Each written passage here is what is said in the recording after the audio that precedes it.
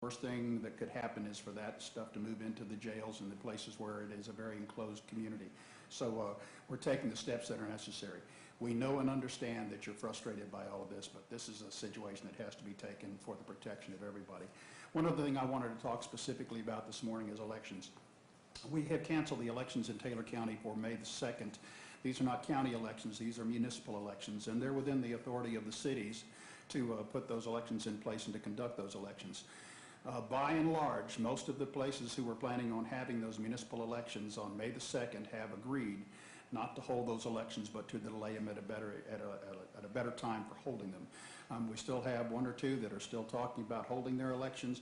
We're working with them, but we have acted under the governor's authority to go ahead and move those elections to a later date. We don't have a date set yet, but we are going to move them and not hold them. At least the county is not going to participate in those. We do, under contract, provide election services for the municipalities in our county. The governor has given his directives that it is his belief that holding elections would put people at danger because it puts them in a small confined place, which would be a polling station.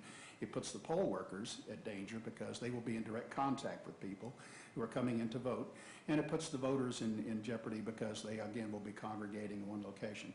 I can tell you that in the days leading up to this, there was already a number of changes that were happening.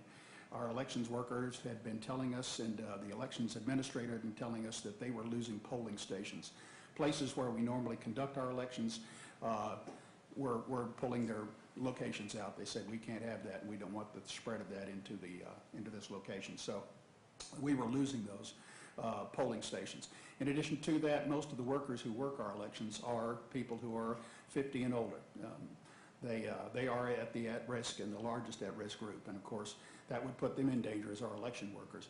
This is a time for cooler heads. This is a time for us to start acting smarter and not go so much on emotion. So we just decided as we went through this, and we've been waiting for directives from the governor and the Secretary of State, but all things that we have been given indicates to us this is the most appropriate thing to do to protect our citizens, to protect our election workers, protect the county and the exposure that might exist to the rest of the county by those election workers being in the presence of on an election day in the middle of a health crisis like this is. So that is the biggest change that I've got to announce this morning.